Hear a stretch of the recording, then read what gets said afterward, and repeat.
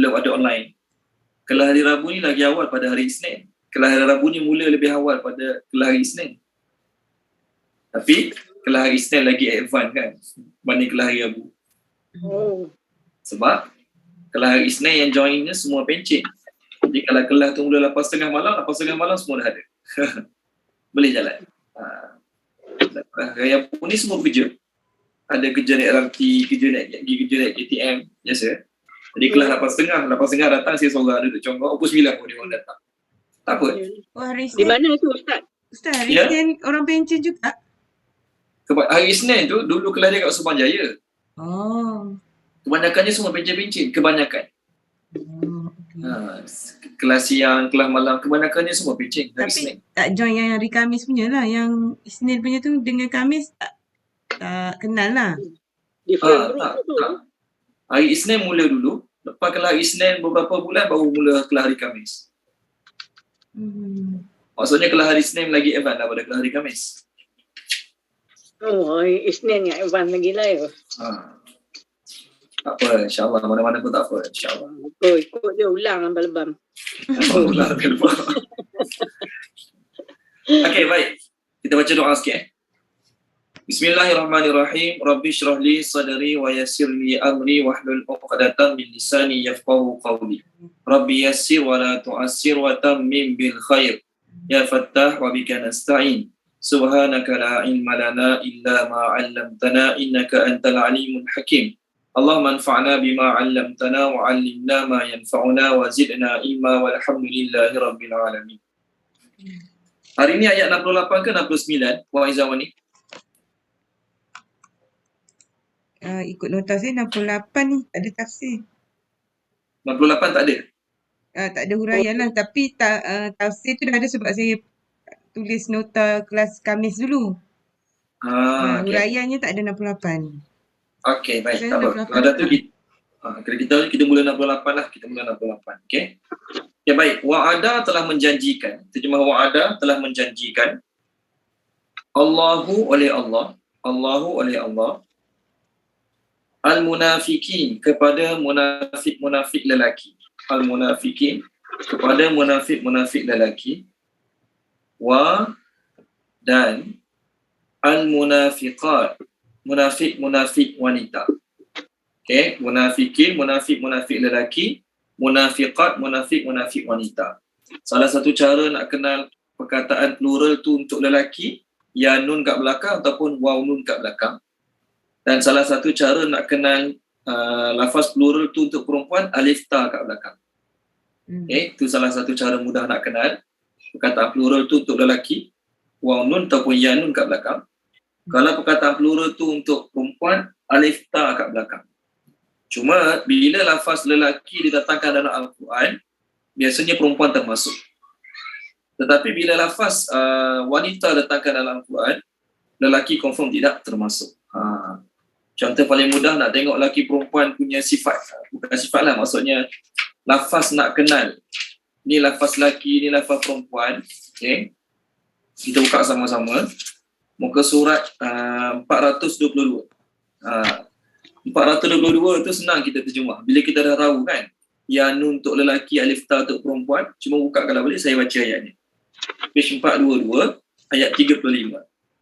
Innal muslimina wal muslimat wal mu'minina wal mu'minat wal qanitina wal qanitat was sadiqina was sadiqat was sabirina was sabirat wal khashi'ina wal khashi'at wal mutasaddiqina wal mutasaddiqat was sa'imina was sa'imat wal hafizina wal hafizat.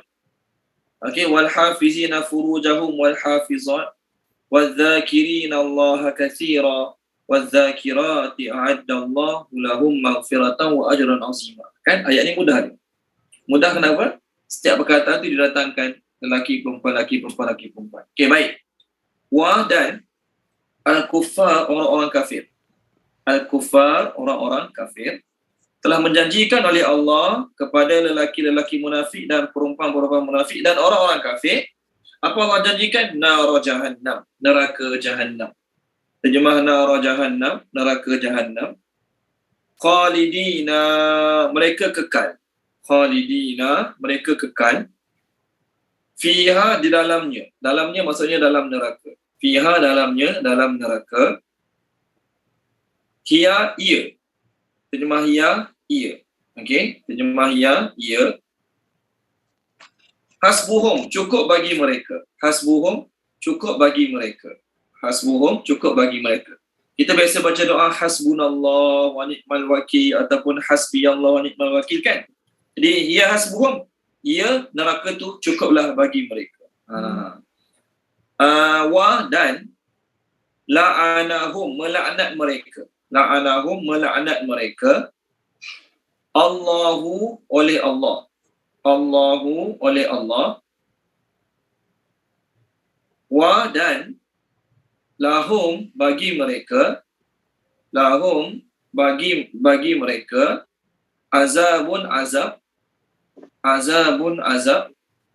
Muqimun, yang pedih. Muqimun, yang pedih. Okey, baik. Tolong terjemahkan dia boleh? Puan Izzawani terjemahkan. Okay, bismillahirrahmanirrahim. Telah menjanjikan oleh Allah kepada orang-orang munafik lelaki dan orang-orang munafik wanita dan orang-orang kafir neraka Jahannam, mereka kekal di dalamnya. Ia cukup bagi mereka dan melaknat mereka oleh Allah dan bagi mereka azab yang kekal.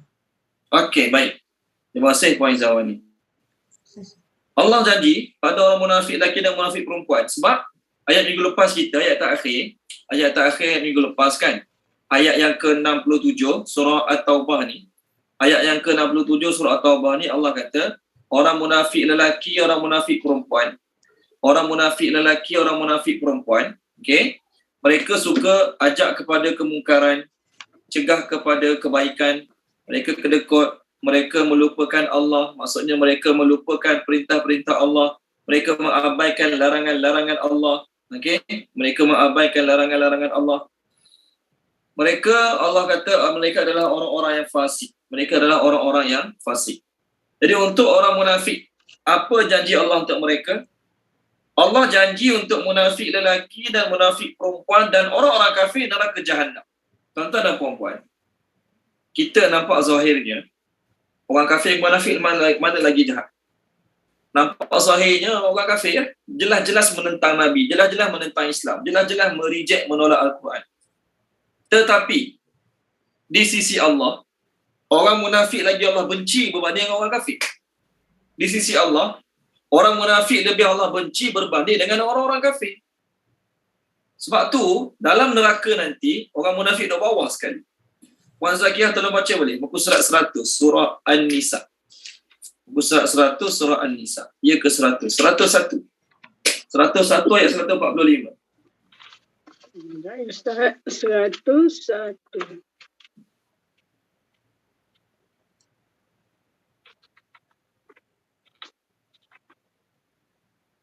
Ayat 45. 145 ya? 145, ya betul. A'udzubillahi minasyaitonirrajim. Sesungguhnya orang-orang munafik itu ditempatkan pada peringkat yang paling bawah daripada neraka. Dan kamu tidak akan mendapat seorang penolong pun bagi mereka. Okey. Terima kasih Puan Zakiyah. Sama Ustaz. Maksudnya neraka ni duduk atas sekali pun panas, duduk bawah sekali pun panas. Betul kan? Duduk atas sekali panas, bawah sekali pun panas. Tapi mana lagi panas? Yang paling bawah lebih panas. Satu, menghadapi kepanasan api neraka tu. Yang kedua, kedudukan mereka paling hina. Bukanlah makna siapa duduk atas sekali dalam neraka dia mulia, tak, semua hina. Tapi yang paling bawah itulah yang paling mulia. Yang paling bawah yang paling bawah itulah yang paling hina dan paling tersiksa. Jadi kenapa orang munafik lebih dibenci oleh Allah banding orang kafir?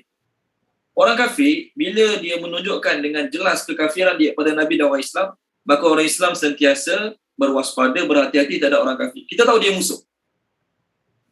Kan? Jadi bila kita tahu dia musuh, kita sentiasa berwaspada, berhati-hati daripada bahaya musuh. Adapun orang-orang munafik ni, kita tak tahu dia musuh. Kita tengok dia kawan kita, main sama-sama, sembahyang sama-sama, makan sama-sama, duduk majlis Nabi sama-sama. Sedangkan dia gunting dalam lipatan, musuh dalam selimut. Dia tali baru. Sebab itulah Allah Ta'ala benci yang munafik lagi teruk, lagi dahsyat berbanding Allah benci orang kafir. Dua-dua Allah benci. Kemudian, munafik adalah juga sebab hancurnya agama Islam.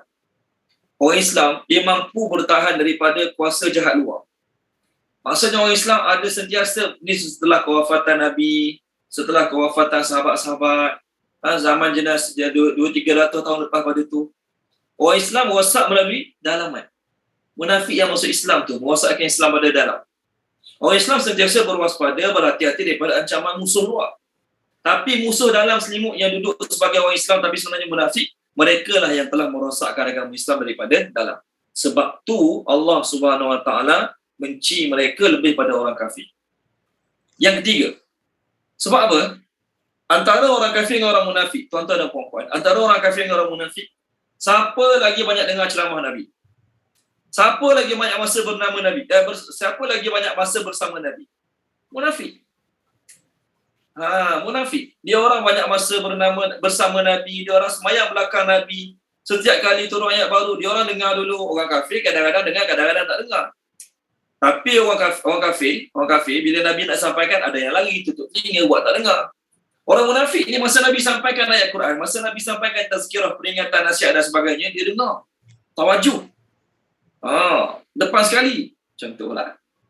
Tapi bila belakang Nabi, dialah yang paling memusuhi Nabi SAW. Dialah yang paling membenci Nabi SAW.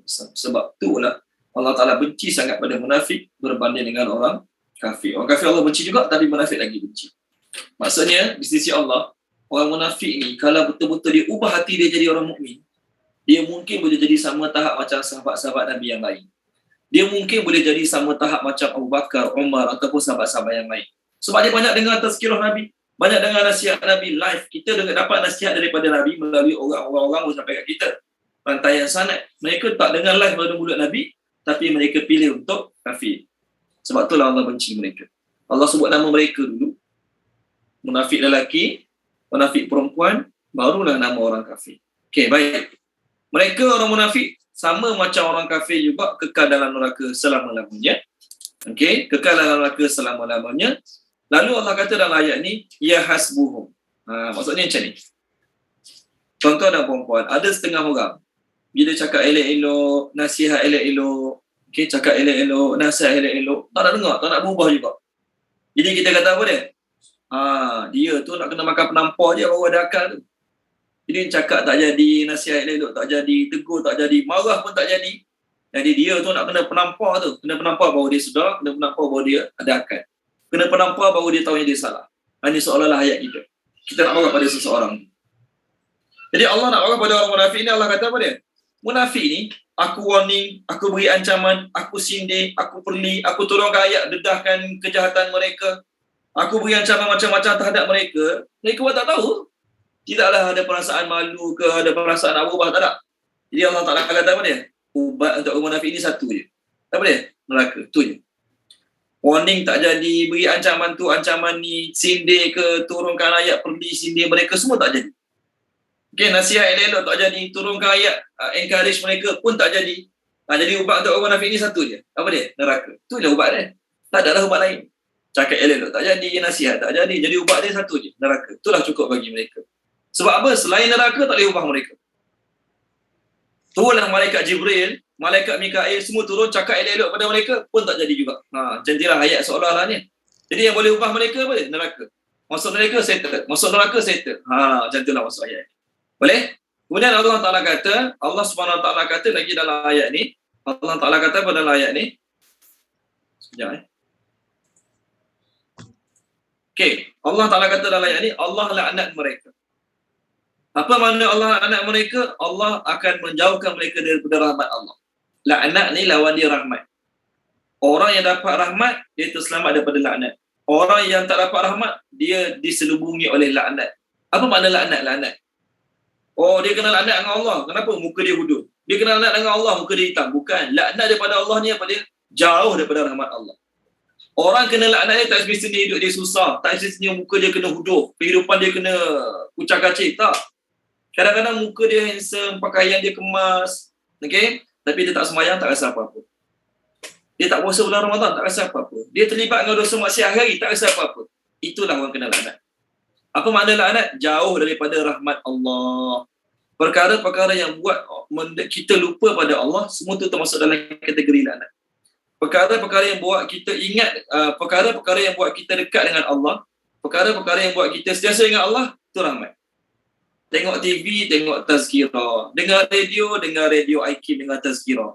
Maka TV dengan radio tu pun termasuk dalam kategori rahmat. Tapi kalau tengok TV, tengok cerita mengapu. Dengar radio, dengar benda-benda mengapu. Maka TV dengan radio tu pun termasuk dalam kategori laknat. Sebab dalam sebuah hadis, Nabi SAW bersabda, Nabi kata apa dia? Ad-dunya mal'unun. Ad-dunya mal'unatun wa mal'unun ma fiha. Dunia tu sebenarnya tercela. Maksud tercela, duniawi ni penyebab orang jauh pada rahmat Allah. Itu maksud dia. Duniawi ni penyebab orang jauh pada rahmat Allah. Penyebab. Okey?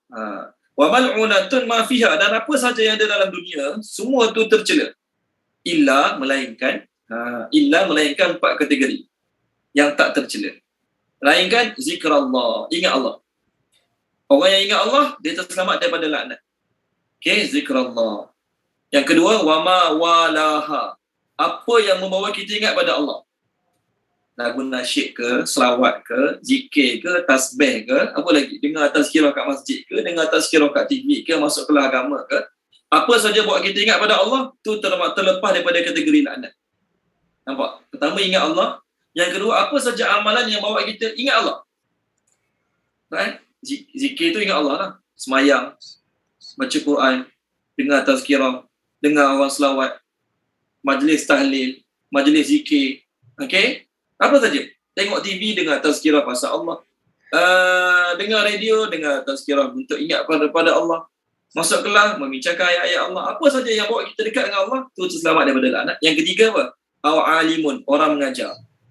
Orang mengajar iqra', mengajar tajwid, mengajar talaki, mengajar tadarus, tu terselamat. Yang keempat, muta'allimun, orang yang sibuk belajar. Di empat kategori ini dia terselamat daripada laknat sebab dia termasuk dalam kategori sentiasa dapat rahmat Allah Subhanahu Wa Taala. Okey, baik. Bagi orang-orang munafik ni, azab yang kekal. Maknanya Allah tak beritahu mereka memang kekal sampai bila-bila, dahlah neraka jahanam tu kekal untuk mereka. Yang kedua, mereka pun akan kekal dalam neraka jahanam selama-lamanya. Perkataan jahanam dia berasal pada perkataan jim ha mim. Perkataan jahanam tu, eja dia jahannam. Perkataan jahanam, saya tulis kat skrin ni jahanam. Jim, ha, nun, mim. Jahanam. Perkataan jahanam ni daripada bahasa Arab berasal pada perkataan jim, ha, mim. Jim, ha, mim.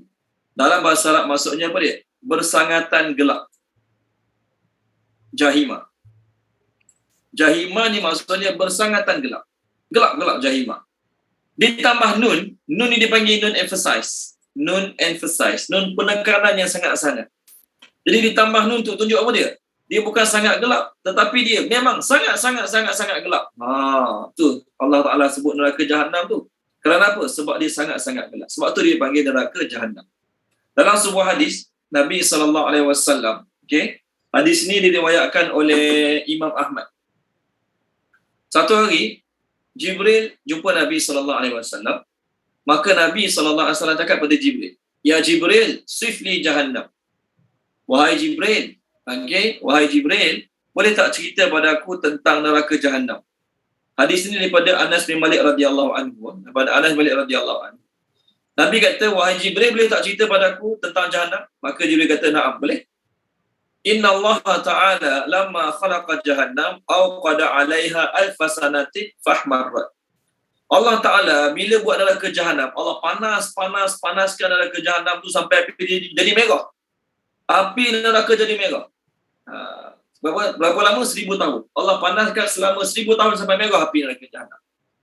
Thumma awqada 'alaiha alfasanatin fabyaddat. Kemudian Allah Ta'ala panaskan lagi selama 1000 tahun sampai api jadi warna putih. Orang yang kerja bahagian syarikat-syarikat yang kena bakar arang batu, bakar apa tak tahu. Dia kata dia pernah tengok api warna putih. Bila lama sangat api tu dinyalakan dan tahap panas dia panas yang sangat-sangat, warna merah tu sampai jadi cuba. Nampak sampai warna putih. Saya tak pernah jumpa lagi lah api warna putih. Lepas 1000 tahun, lepas pada 1000 tahun Allah panahkan api neraka, jadi dah 2000 tahun jadi warna putih. Habis Jibril sambung lagi. Summa aqada 'alaiha alfasanatin faswaddat. Fahiya saudaun muslimatun la yantafi'u lahabuha wala jamaraha. Apa terjemah dia? Kemudian Allah panaskan lagi selama 1000 tahun sampai api neraka jadi warna hitam.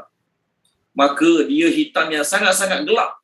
Tidak akan terpadam dia punya, apa dia panggil, lahab ni, pancaran api dia. Wala jamraha. Dan arang-arang yang ada dalam dia pun tak akan terpadam. Sebab itulah neraka Jahannam dipanggil Jahannam. Sebab apa? Kerana bersangatan gelap. Api neraka tersebut sangat gelap. Okey, baik. Sambung ayat seterusnya. Untuk sahabat-sahabat baru masuk, kita nak sambung ayat yang ke-69 surah At-Taubah, muka surat 198. Okey? Okey, baik. Ka seperti, terjemah ka seperti, allazina orang-orang yang, allazina orang-orang yang, min daripada qablikum sebelum kamu, qablikum sebelum kamu, kanu mereka itu, kanu mereka itu, asyadda lebih dahsyat, asyadda lebih dahsyat. Berterjemah mightier, lebih dahsyat. Minkum daripada kamu, kuwatan kekuatannya, wa dan aksara lebih banyak, amwalan harta bendanya, okey. Amwal, jamak pada mal, amwalan harta bendanya, wa dan auladan anak-anaknya, aulad, sekolah tadika jenis aulad kan, plural pada waladun, aulad anak-anaknya, falalu ataupun maka, istamta'u mereka bersenang-senang, betul terjemah they enjoy. Bi dengan khalaqihim bahagian mereka, dia portion. Berterjemah dia portion. Khalaqihim bahagian mereka. Fa maka istamta'tum kamu pun telah bersenang-senang.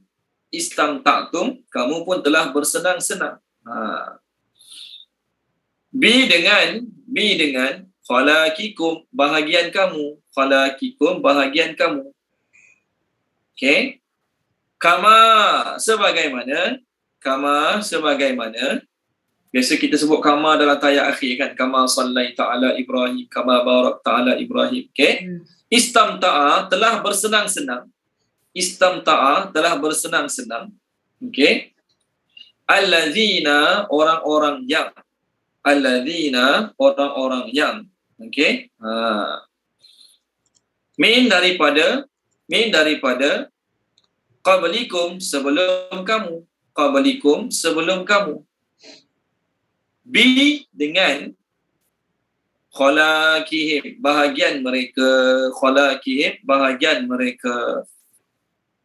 wa dan khuttum kamu telah bermain-main,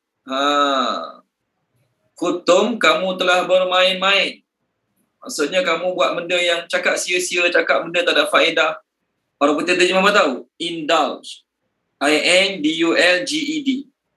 And you indulge in play and pastime. Khutum ni cakap benda tak ada faedah. Gurau-gurau.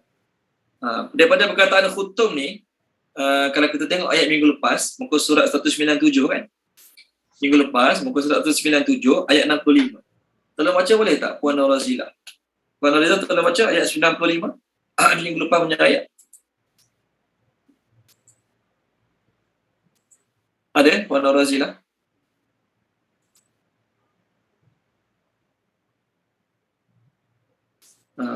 Mana Puan Norazila? Terkeluar ke macam mana? Okey, baik. Tak apa. Tolong baca dia. Puan Zararia. Puan Zararia, sorry, tak boleh. Tolong baca dia Puan Mazia boleh? Puan Mazia. Puan Waziah ada? Boleh Ustaz. 197 ayat 65. Ayat 65. Bismillahirrahmanirrahim. Dan jika kamu tanyakan kepada mereka, nescaya mereka akan menjawab, sesungguhnya kami hanya bergurau senda dan bermain-main sahaja. Katakanlah, mengapa kepada Allah dan ayat-ayatnya serta Rasulnya kamu selalu memperolok-olokkan? Okey, baik. Ayat yang dibaca tu, kami hanya bergurau senda. Talking idly, kalau kita terjemah. So ayat 65 tu ada perkataan nakhudu, betul? Ayat 65 tu berbunyi, wala in sa'altahum la yaqulunna inna ma kunna nakhudu. Ni nakhudu ayat 65. So daripada perkataan nakhudu tu keluarlah perkataan kita sekarang khutum, bermain-main. Khada. Khada, bermain-main. Kami gurau-gurau je. Kami main-main je. Kami tak serius pun cakap macam tu macam ni. Jadi sekarang samalah. Wa khutum, kamu telah bermain-main. Kamu telah talking idly. Kamu indulge in play. Samalah. Ka seperti. Terjemah ka seperti. Khadu, mereka telah bermain-main. Khadu, mereka telah bermain-main. Okey, di situ dulu. Tak habis ayat ni. Tolong terjemahkan dia Puan Yusriza. Terjemahkan boleh Puan Yusriza ayat kita. Ayat 89 panjang sikit. Boleh Ustaz. Bismillahirrahmanirrahim. Seperti orang-orang yang daripada sebelum kamu, mereka itu lebih dahsyat daripada kamu kekuatannya dan lebih banyak harta bendanya dan anak-anaknya. Lalu mereka bersenang-senang dengan bahagian mereka. Maka kamu pun telah bersenang-senang dengan bahagian kamu, sebagaimana telah bersenang-senang orang-orang yang daripada sebelum kamu dengan bahagian mereka, dan kamu telah bermain-main seperti mereka telah bermain-main. Okey, terima kasih Puan. Kalau kita tengok ayat ni, dengan ayat sebelum ni, Allah Ta'ala telah berpaling daripada third person kepada second person. Allah Ta'ala telah berpaling daripada third person kepada second person. Maksudnya macam ni. Ayat 67, ayat 68, Allah seolah-olah bercakap pada Nabi dan orang Islam tentang third person. Siapa dia third person? Munafik. Allah kata apa pada Nabi dan orang Islam? Orang munafik ni, lelaki perempuan sama je. Mereka suka suruh buat buruk, larang orang buat baik, kedekut, melupakan Allah. Mereka tu orang fasik. Allah janjikan untuk mereka neraka jahanam. Mereka kekal dalam dia. Allah laknat mereka. Jadi ayat 67-68 seolah-olah third person. Sekarang 69 seolah-olah Allah cakap pada orang munafik. Munafik tu jadi second person. Sebab tu dalam ayat ni kum, ada kamu. Jadi Allah Ta'ala nak kata, munafik-munafik sekalian, wahai munafik-munafik sekalian, sifat kamu, perangai kamu, akhlak kamu sama macam orang-orang sebelum kamu. Jadi Allah kata apa dia? Orang munafik, wahai orang munafik sekalian, sifat kamu, akhlak kamu, perangai kamu, penipuan kamu sama macam orang sebelum kamu. Dan kamu nak tahu tak, orang yang sebelum kamu tu, mereka lagi kuat pada kamu. Tubuh mereka lagi besar pada kamu. Okey, rumah mereka lagi tinggi pada rumah kamu. Maksudnya dari segi tubuh badan, mereka tu lagi besar pada kamu. Sebab tu ada di kalangan mereka yang belagak sombong sampai mengatakan man asyaddu minna quwwah. Siapa lagi kuat pada kami? Kami kuat sekali. Tolong baca dia boleh? Ammar Faris. Encik Ammar Faris tolong baca. Surah Syura ke Fussilat? Fussilat lah silap saya. Fussilat. Muka surat 478. Boleh Ammar? 478. Ammar Faris ada? 78 Ya. Ya ada dia. 478 ayat 15. Ayat 15. Okey, bismillahirrahmanirrahim. Bismillahirrahmanirrahim. Ya.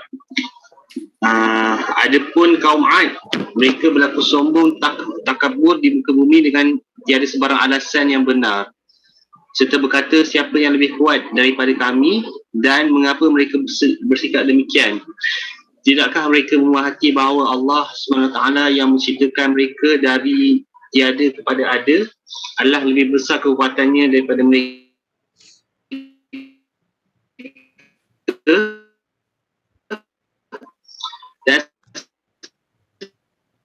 Rupanya mereka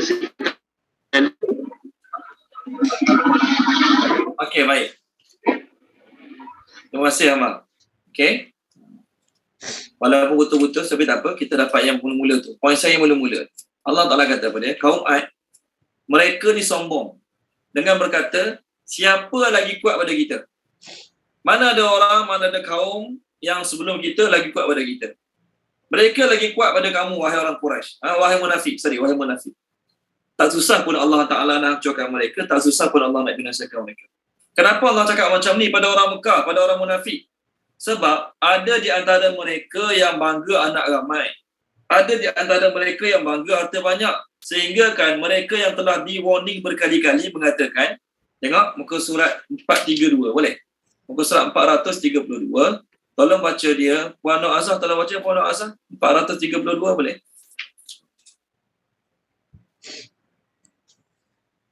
Ada Puan Nur Azhar? Okey. Puan Enna boleh? Puan Enna minta Ayub tolong baca boleh? Boleh. Lepas tu 432. Ya, 432. Sekejap, Ayat 34 dan 35.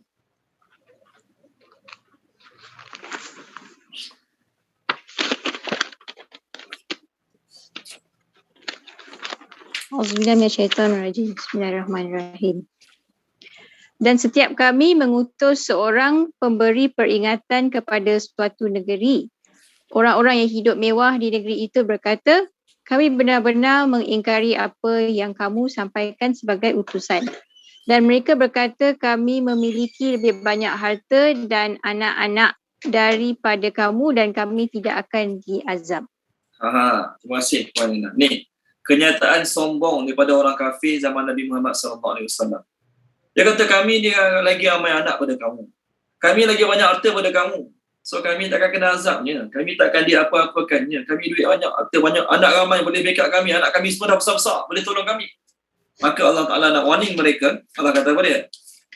Ingat sikit. Orang dulu-dulu tu lagi ramai anaknya pada kamu. Dan anak-anaknya lagi hebat pada anak kamu. Anak kamu mau berapa sangat sekarang? Orang dulu anak mereka umur ratus-ratus tahun. Pun senang je bagi Allah nak binasakan anak-anak mereka dan harta benda mereka sekali. Jadi kamu ni nak bandingkan mereka, Allah, tak ada beza, jauh beza sangat. Ayat ni Allah nak beritahu je, kamu sekarang kalau ikutkan memang layak Allah binasakan. Sebagaimana umat terdahulu buat salah ABC, lalu mereka aku binasakan, kesalahan ABC yang mereka buat tu ada pada kamu juga sekarang. Jadi aku nak azab kamu sekarang boleh tak? Boleh. Tapi kerana surah ni nama At-Taubah, Allah Ta'ala masih lagi bagi ruang, bagi peluang pada mereka untuk mereka taubat pada Allah Subhanahu wa Ta'ala. Okey, baik. Sambung lagi, Allah Ta'ala perincikan lagi. Mereka tu dulu enjoy macam kamu juga. Mereka tu dulu enjoy macam kamu juga. Cuma dalam ayat kita sekarang, tuan-tuan dan puan-puan, ada perkataan khalaqihim. Betul kan? Khalaqihim. Dalam ayat ni ada 3 perkataan khalaq. Pertama, fastamta'u bi khalaqihim, fastamta'tum bi khalaqikum, kamastamta'al ladina min qablikum bi khalaqihim. Baik, ada 3 perkataan yang berulang-ulang dalam ayat ni. Okey. Pertama, istamta'u, istamta'tum, istamta'a. Betul kan? Saya tulis kat skrin. Ada 3 perkataan dalam ayat ni yang sama dia punya basic word dia ataupun root word dia. Pertama, istamta'u. Istamta'u. Saya tak tulis balik, saya tulis dia punya huruf dia tadi. Yang kedua, istamta'tum. Istamta'tum. Okey. Yang ketiga, istamta'a. Istamta'a. Tamim, ta'in. Istamta'a. Okey. Jadi 3-3 ni, tuan-tuan dan puan-puan, adalah root wordnya sama. Istimta'. Okey. Kemudian dalam ayat ni juga ada perkataan khalaq. Pertama, tengok fastamta'u bi khalaqihim. Khalaq.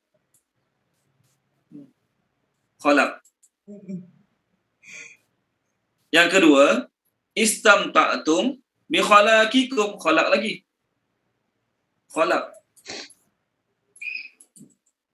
Yang ketiga, kamastamta'al ladina min qablikum bi khalaqihim. Khalaq lagi. Apa Allah nak sampaikan ni sampai sebut 3 kali perkataan yang sama dalam ayat yang sama? Istamta'a ni dia punya basic word dia ataupun root word dia istimta', berseronok-seronok, berlazat-lazat, enjoyment, orang kata terjemah. Enjoyment. Jadi Allah nak kata apa dia? Mereka telah enjoy, kamu pun telah enjoy. Mereka berseronok, kamu pun berseronok. Cuma nak beritahu apa dia? Dalam ayat ni Allah nak beritahu mereka punya masa enjoy lagi lama pada masa kamu dapat enjoy. Mereka punya masa seronok lagi lama. Mereka hidup ratus-ratus tahun. Ada umur 300 tahun, 400 tahun. Umat Nabi Nuh berdakwah 950 tahun. Maknanya umur umat dia berapa tahun? Beratus-ratus tahun mereka enjoy, seronok. Buat apa mereka nak buat. Tak hiraukan agama yang Nabi Nuh bawa. Sekarang apa jadi pada mereka? Itu yang pertama. Mereka seronok. Istamta'u berseronok. Okay? Dan Allah Ta'ala ulang 3 kali dalam ini perkataan khalaq. Apa terjemah khalaq? Portion. Mereka sedang berseronok dengan portion yang aku tentukan untuk mereka. Dan mereka telah berseronok dengan portion yang aku telah bagi pada mereka. Dan mereka merasakan itulah portion yang sangat baik untuk mereka. Mereka merasakan itulah bahagian yang paling mewah bagi mereka. Mereka merasakan itulah kemuncak keseronokan. Walhal yang aku bagi itu sikit je. Keseronokan yang Allah bagi pada orang kafir kat dunia ni sampai mereka dapat enjoy abaikan segala-galanya. Portion yang sikit je. Jadi mereka sanggup dibinasakan sebab nak berseronok untuk portion yang sedikit. Mereka sanggup diazab oleh Allah Ta'ala semata-mata mereka nak berseronok dengan portion yang sementara. Ni portion. Jadi Allah nak tekankan dalam ayat ni, mereka tu tak berbaloi langsung. Kenapa tak berbaloi? Mereka Allah binasakan sebab mereka kejar benda sedikit ni untuk seronok, lalu mereka abaikan perintah-perintah Nabi. Mereka abaikan ancaman-ancaman Nabi. Inilah orang tak cerdik. Inilah orang tak cerdik. Di kamu pun sama juga. Bahkan kamu dengan mereka, kamu punya tempoh masa lagi sikit. Orang zaman dulu kena azab, tuan-tuan dan puan-puan, mereka sempat enjoy ratus-ratus tahun. Mereka sempat enjoy ratus-ratus tahun. Nabi Nuh alaihi salam meninggal umur 1450 tahun. Okey, 1450 tahun. Nabi Hud alaihi salam meninggal umur 400 tahun lebih. Maknanya orang zaman dulu umur panjang-panjang, ratus-ratus tahun. Ni mereka kena azab selepas mereka enjoy dalam tempoh masa ratus-ratus tahun. Kamu wahai munafik, berapa ratus tahun umur kamu? Nabi kata umur umat aku baina sittin wa sab'in dalam hadis Nabi sebut. Umur umat aku antara 60-70 tahun. Janganlah sampai 100 tahun nak enjoy apa lagi. Dr. Bari tak katik 100 tahun. Contohlah. Jarang jumpa 1 tahun sehat molek ada boleh berjalan bulu kilir tak. Biasanya 100 tahun tu atau kursi roda tak katik. Kebiasaannya. Umur umat zaman Nabi. Umur umat kita lah. Umur umat akhir zaman. Jadi Allah nak kata, kamu berapa tahun sangat kamu hidup? Sampai kamu punya portion yang sikit, yang sebentar, kamu sanggup nak menipu Nabi? Kamu sanggup nak mengabaikan agama yang kamu tahu agama tu betul? Pilih nak enjoy. Allah sedang marah pada munafik. Orang Islam termasuk tak? Sama juga. Orang munafik tahu akhirat ada, syurga neraka ada, tapi pilih nak enjoy kat dunia, abaikan Nabi.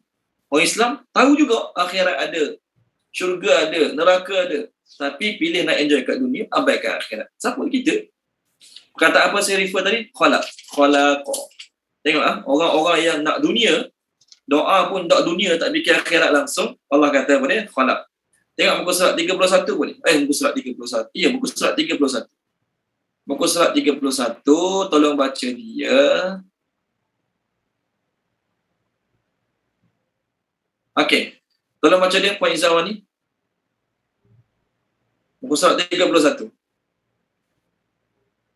Ayat yang ke 200.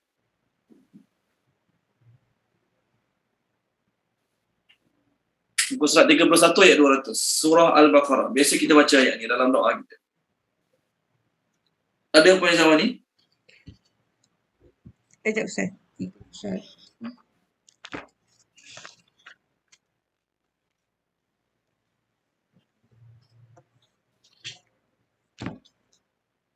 Berapa Ustaz? Sorry. 200. Okey. Bismillahirrahmanirrahim. Kemudian apabila kamu telah selesai mengerjakan amalan ibadah haji kamu, maka hendaklah kamu menyebut-nyebut dan mengingati Allah dengan membesarkannya. Sebagaimana kamu dahulu menyebut-nyebut, memuji-muji nenek moyang kamu, bahkan dengan sebutan yang lebih baik lagi. Dalam pada itu, ada antara manusia yang berdoa dengan berkata, "Wahai Tuhan kami, berilah kami kebaikan di dunia." Orang ini diberikan kebaikan di dunia dan tidak ada baginya sedikit pun kebaikan di akhirat. Okey. Jadi tidak, terima kasih Puan Zamani ya. Jadi tidak ada sedikit pun kebaikan kat akhirat tu. Apa buat dia? Perkataan dia. Tengok mereka ni orang berdoa, Rabbana atina fid dunya wa ma lahu fil akhirati min khalaq. Orang musyrikin time buat haji tu, dia minta dunia je. Allah kayakan dunia dia. Allah Ta'ala suburkan tanaman-tanaman dia. Dia minta Allah Ta'ala kembang biakkan binatang-binatang ternak dia. Sebab apa? Sebab bagi mereka akhirat tak ada. Orang musyrikin akhirat tak ada. Mana dia minta akhirat? Jadi minta pergi haji. Ni orang musyrikin buat haji. Minta dunia lah. Minta berniaga makin maju. Kebun makin subur. Tanaman makin berbuah dengan banyak. Binatang membiak dengan lagi banyak. Jadi Allah Ta'ala kata, siapa minta dunia, akhirat tak ada apa-apa. Tak ada apa-apa bahagian khalaq tu. Wa ma lahu fil akhirati min khalaq. Nampak kan ayat 200? Ayat 201 kita selalu baca. Wa minhum man yaqulu rabbana atina fid dunya hasanah wa fil akhirati hasanah wa qina adzabannar. Ulaika lahum nasibum mimma kasabu wallahu sari'ul hisab. Okey. Waktu kita orang Islam yakin ada akhirat, kita minta dunia dan akhirat. Orang musyrikin bagi mereka tak ada akhirat, mereka minta dunia saja. Jadi khalaq ni maksudnya apa? Bahagian yang sedikit. Khalaq ni bahagian yang sedikit. Jadi orang kafir yang sanggup kena azab, orang kafir yang sanggup kena siksa tu, mereka sanggup kena azab Allah, mereka sanggup terima siksa Allah semata-mata nak dapat enjoyment yang sedikit. Jadi dalam ayat kita sekarang, Allah Ta'ala nak kata apa dia? Kamu enjoy lah puas-puas, kamu seronoklah puas-puas, tapi kena ingat, kamu punya enjoyment sekarang, kamu punya keseronokan sekarang, yakinlah sedikit sangat. Tak berbaloi.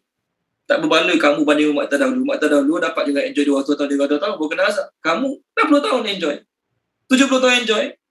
Apa sangat nak enjoy 60 tahun, 70 tahun, lepas tu kena azab, tak baloi langsung. Jadi Allah nak kata kepada orang munafik dalam ayat ni, sebagaimana mereka dulu ada 3 syarat mereka layak diazab, kamu pun ada 3 syarat kamu layak diazab. Apa 3 syarat? Mereka dustakan Allah, dustakan Nabi, dustakan kitab. Mereka dustakan Allah, dustakan Nabi, dustakan kitab yang Allah hantar pada mereka, mereka layak kena azab. Kamu, 3-3 daripada kamu. Jadi salah tak kalau aku azab kamu sekarang? Salah tak kalau aku binasakan kamu sekarang? Tak salah pun, boleh je. Cuma aku ni, sifat aku ni tak jenis tak cepat mengazab. Jenis Allah Ta'ala ni bagi ruang, bagi peluang, bagi tempoh masa. Kalau kamu dalam tempoh masa aku bagi ni taubat pada Allah, kamu selamat. Tapi kalau kamu pilih nak terus dalam keadaan kemunafikan kamu, maka teruskanlah, sebab aku nanti tak akan mengazab kamu juga. Okey, habis ayat ni. Ulaika mereka itu, okey, habitat terhapuslah. Habitat terhapuslah. Orang munafik ni a'maluhum, amalan-amalan mereka. A'maluhum, amalan-amalan mereka.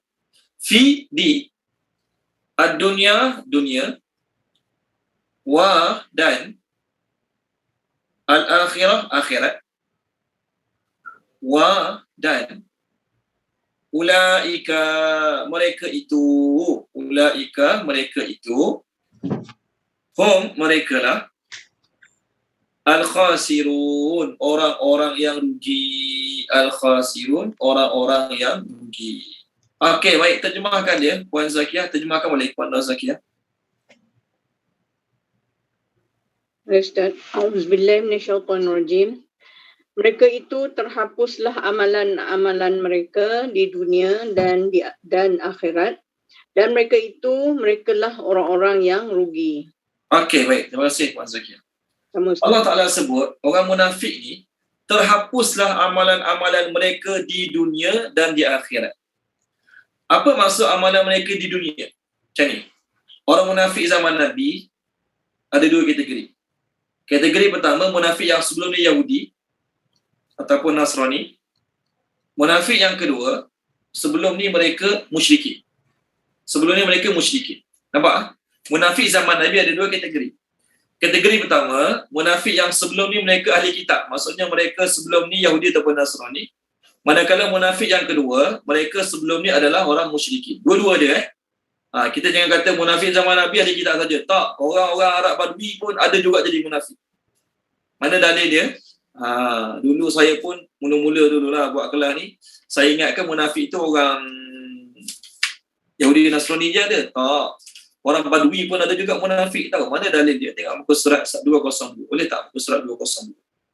Tolong baca dia muka surat 202 Puan Yusriza. Tolong baca Puan Yusriza page 202. Okey Ustaz, sekejap 202. Ayat 97. Ayat 97. Bismillahirrahmanirrahim. Orang-orang Arab Badui itu lebih kuat kekafiran dan kemunafikannya, dan sangat wajar tidak mengetahui hukum hakam yang diturunkan Allah kepada Rasulnya. Allah Maha mengetahui lagi Maha bijaksana. Okey, terima kasih Puan Yusriza. Jadi dalam ayat ni, orang-orang Arab Badui. Arab Badui ni ahli kitab ke? Confirm bukan lah. Arab Badui confirm bukan ahli kitab. Saja sebelumnya mereka musyrikin. Lagi kuat kekufurannya, lagi kuat kemunafikannya. Yang kufur tu memang kerahlah kufur lawan Nabi. Yang munafik ni lagi kuat hati mereka membenci Nabi. Hati mereka menipu Nabi dan orang Islam. Lagi kuat. Ayat ni nak beritahu munafik ni bukan saja di kalangan ahli kitab. Maknanya ada juga orang musyrikin, jahiliyah, sebelum ni kafir, jadi munafik. Masih kafir lah bila sebut munafik. Jadi Allah kata mereka itu terhapuslah amalan-amalan mereka di dunia dan akhirat. Macam ni. Orang munafik yang sebelum ni mereka Yahudi ataupun sebelum ni mereka Nasrani, mereka beramal tak? Mereka beramal. Orang munafik yang sebelum Nabi datang, mereka pure Yahudi ataupun pure Nasrani. Jadi mereka puasa cara Yahudi, mereka semayang cara Yahudi, mereka bayar zakat cara Yahudi. Okey, mereka baca kitab Taurat. Ada pahala tak? Ada pahala lah. Sebelum Nabi Muhammad datang, dapat pahala. Okey? Adapun orang musyrikin, sebelum Nabi Muhammad datang, mereka ada kebaikan tak? Ada kebaikan. Apa kebaikan mereka? Tolong orang susah, bantu orang miskin. Apa lagi? Tolong orang susah, bantu orang miskin. Tolong orang memerlukan. Baik tak? Baik. Tapi oleh kerana lepas Nabi Muhammad datang, si Yahudi tu tak nak beriman dengan Nabi, jadi orang munafik, maka segala kebaikan mereka sebelum Nabi Muhammad datang, semua sia-sia. Si musyrikin tu, kalau Nabi Muhammad datang, mereka beriman dengan Nabi Muhammad, nescaya kebaikan mereka yang sebelum ni, mereka tolong orang susah, bantu orang miskin, semua Allah kira sebagai pahala. Tapi mereka pilih nak kufur dengan Nabi, pilih untuk jadi munafik, tak beriman dengan Nabi dalam hati, maka Allah kata sia-sia amalan kebaikan mereka.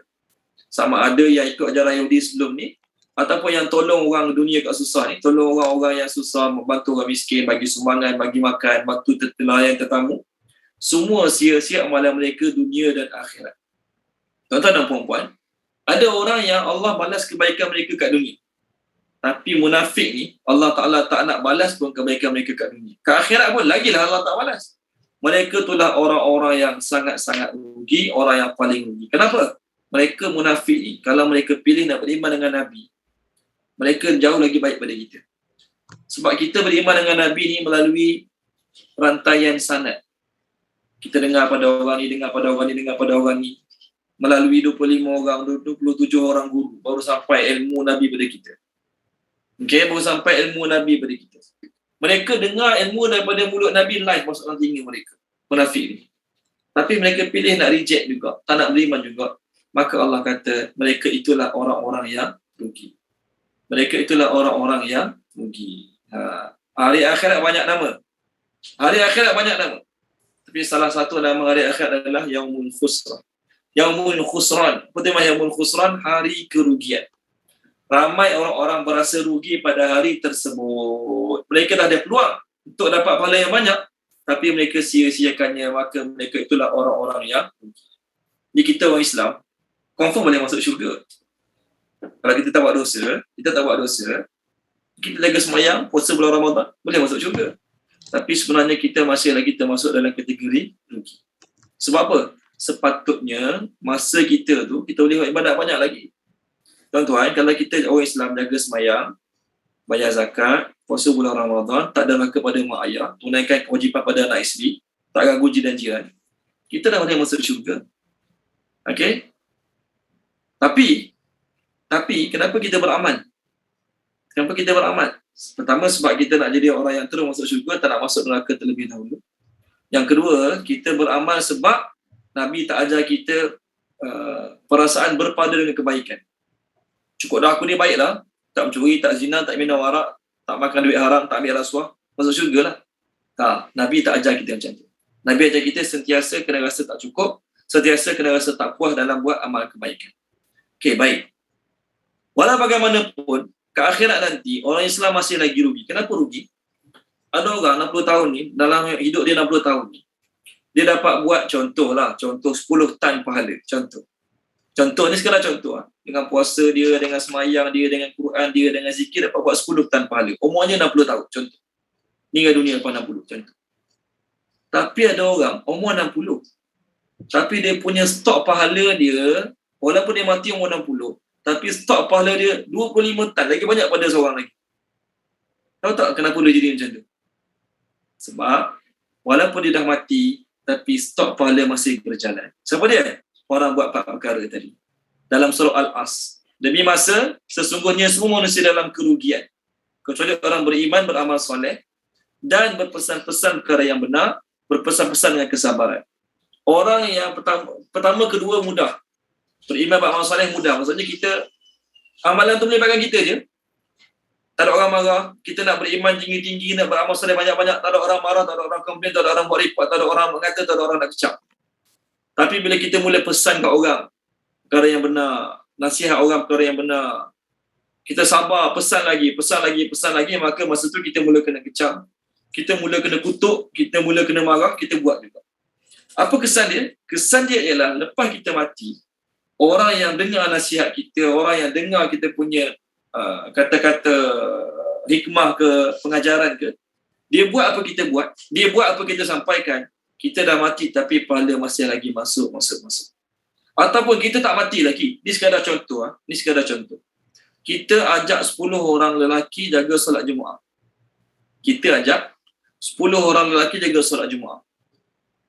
Jadi subuh esok, kita solat Jumaat, dapat pahala kita. 10 orang kita ajak, yang kita encourage tu, mereka pun esok solat subuh berjemaah. Maka esok pagi, kita dapat pahala 11 orang solat berjemaah. Kita tak mati lagi. Tapi masa kita hidup, kita dapat pahala 11 orang solat Jumaat. Sebab apa? Kita berpesan-pesan perkara yang benar pada dia. Sebab tu tuan-tuan dan puan-puan, ke akhirat nanti, orang kafir menyesal, orang Islam pun menyesal juga. Sebab apa? Allah ruginya lah. Patutnya aku boleh buat dapat banyak lagi. Patutnya aku boleh dapat pahala tinggi lagi. Tapi aku tak ada masa nak fikir orang lain. Fikir pada aku saja. Maka tu je lah yang aku dapat. Banyak tu lah aku dapat. Okay, baik. Tu orang Islam. Orang munafik, dia orang lagi-lagi rugi. Sebab apa?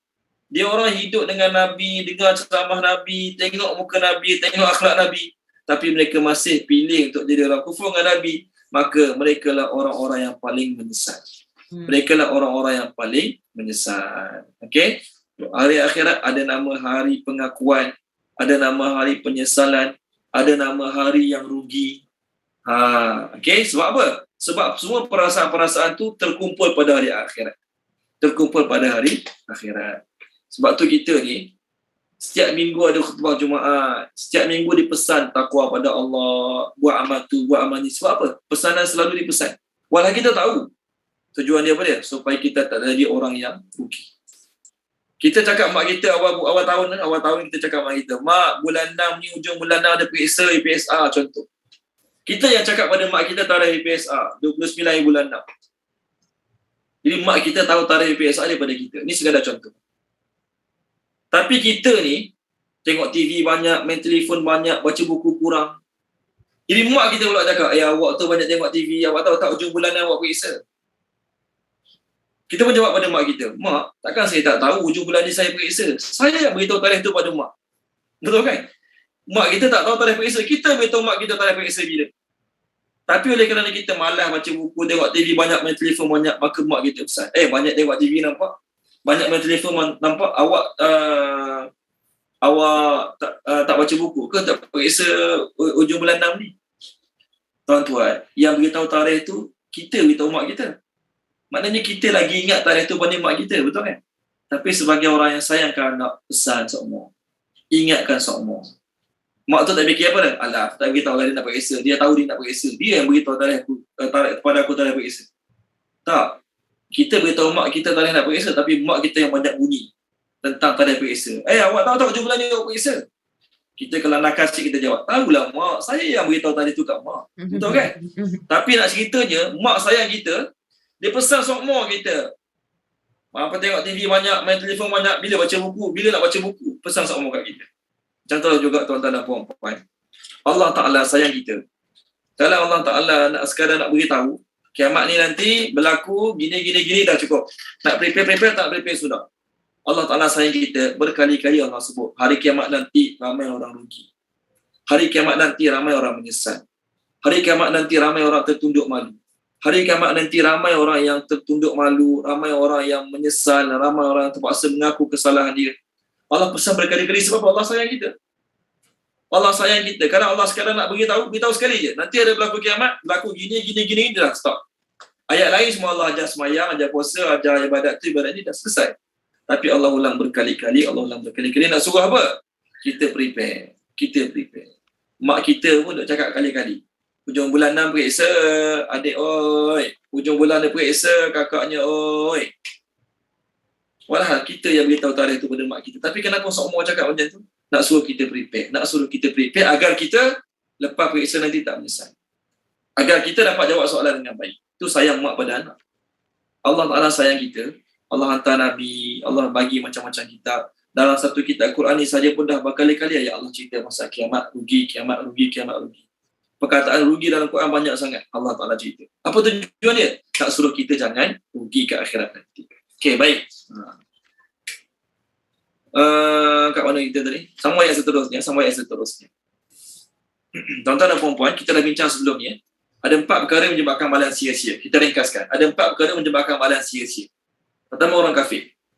Orang kafir, buatlah apa pun, orang kafir, buatlah baik macam mana sekalipun, oleh kerana dia kafir, amalan dia sia-sia. Yang pertama.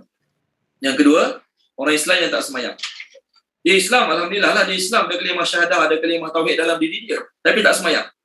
Tolong orang tua, bantu anak yatim, bantu orang memerlukan, bagi sumbangan makanan, bagi sumbangan duit, bagi duit raya kat jiran-jiran, anak jiran, baguslah. Tapi tak semayang. Maka oleh kerana tak semayang, semua kebaikan yang Allah reject juga. Sebab Nabi sebut dalam sebuah hadis, Nabi kata, awwaluma yuhasabu bihil abdu yawmal qiyamah as-salat.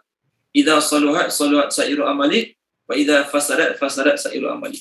Perkara pertama yang Allah Ta'ala akan cek hari kiamat adalah solat.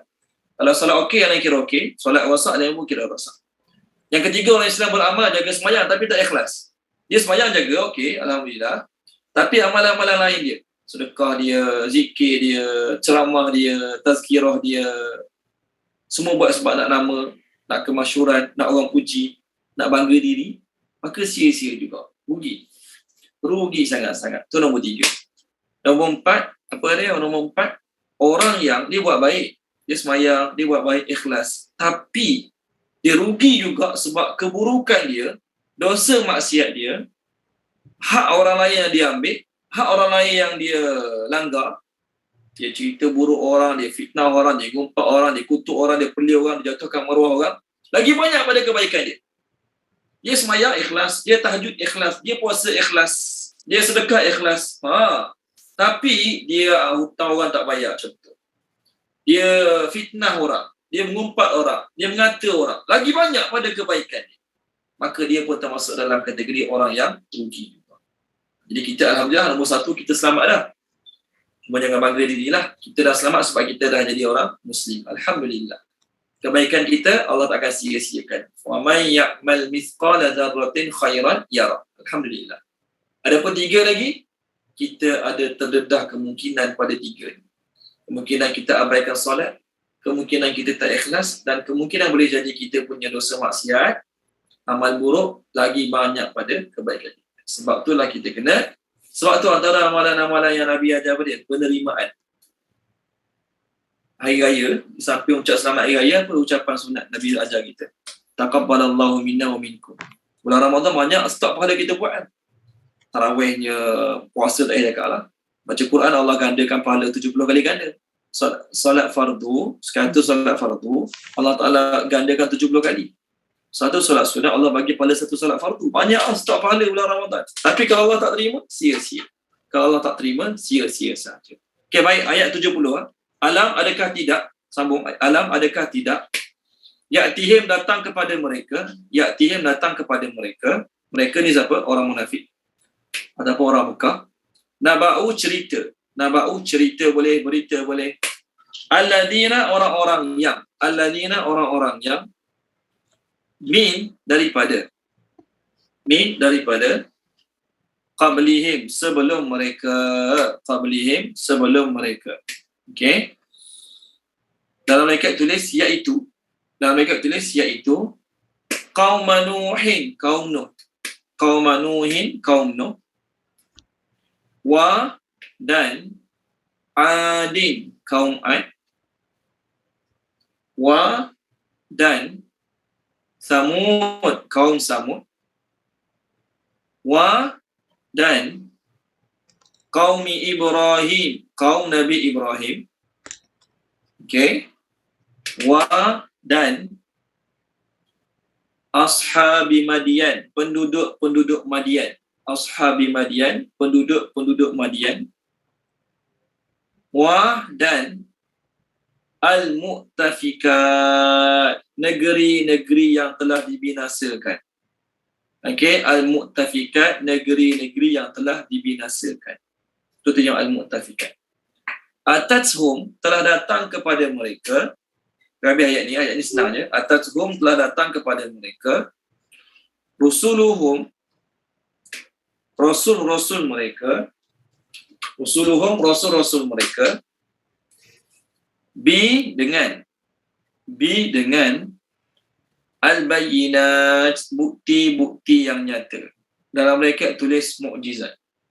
Al-Bayyinat, bukti-bukti yang nyata. Dalam mereka tulis mukjizat. Fa maka ma tidaklah. Ma tidak. Fa maka ma tidak. Fa maka ma tidak kerana adalah Allah liyazlimahum, menzalimi mereka. Liyazlimahum, menzalimi mereka. Wa dan lakin tetapi.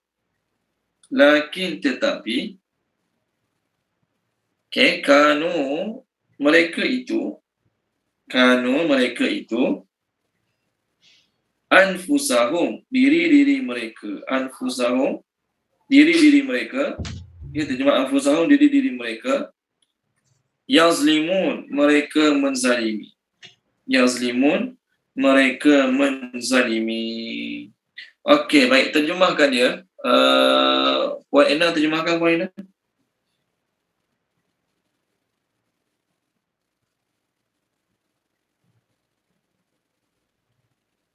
Sekejap ya Ustaz ya.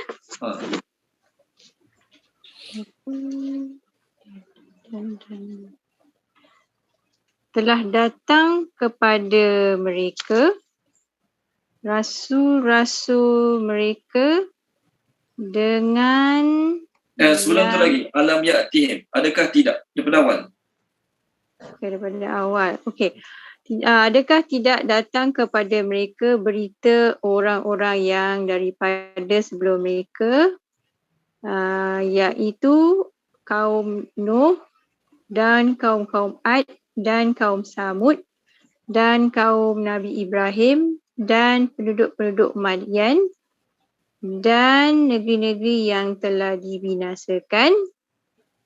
Telah datang kepada mereka, rasul-rasul mereka dengan bukti-bukti. Dengan bukti-bukti iaitu mukjizat.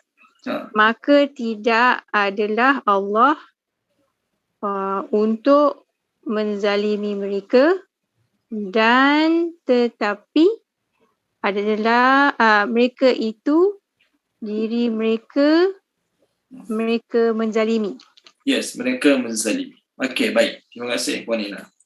Ayat ni Setiap kali Allah Ta'ala nak warning orang musyrikin ke, munafik ke, Allah Ta'ala akan ungkit kisah sebelum. Contoh. Mak marah anak lumur motor. Anak suka lumur motor malam-malam. Anak suka lumur motor, motor laju lumur motor malam-malam. Maka kita mak kita kata apa dia? Tak tengok ke anak si fulan tu patah kaki? Tak tengok ke anak si fulan tu bertongkat dah sejak beberapa tahun tak elok lagi? Tak tengok ke anak orang tu dah atas kursi roda? Sebab lumur motor macam awak lah dulu. Jadi awak nak jadi macam mereka juga ke? Soalan macam tu. Jadi Allah Ta'ala cakap pada orang munafik dalam ayat ni, mereka tak pernah dengar ke berita kaum Nuh, kaum Ad, kaum Samud, kaum Madian, penduduk yang telah dibinasakan, termasuklah kaum Nabi Lut. Tuan-tuan, bila Allah cakap macam ni pada orang munafik, musyrikin, Yahudi, Nasrani, mereka tak adalah keluarkan perkataan, tak pernah dengar apa berlaku pada kaum Nuh, apa berlaku pada kaum Samud, apa berlaku pada kaum Madian. Tak, mereka tak tanya soalan macam ni. Sebab apa? Mereka pun dah arif tentang peristiwa-peristiwa. Contoh, saya selalu bagi contoh lah.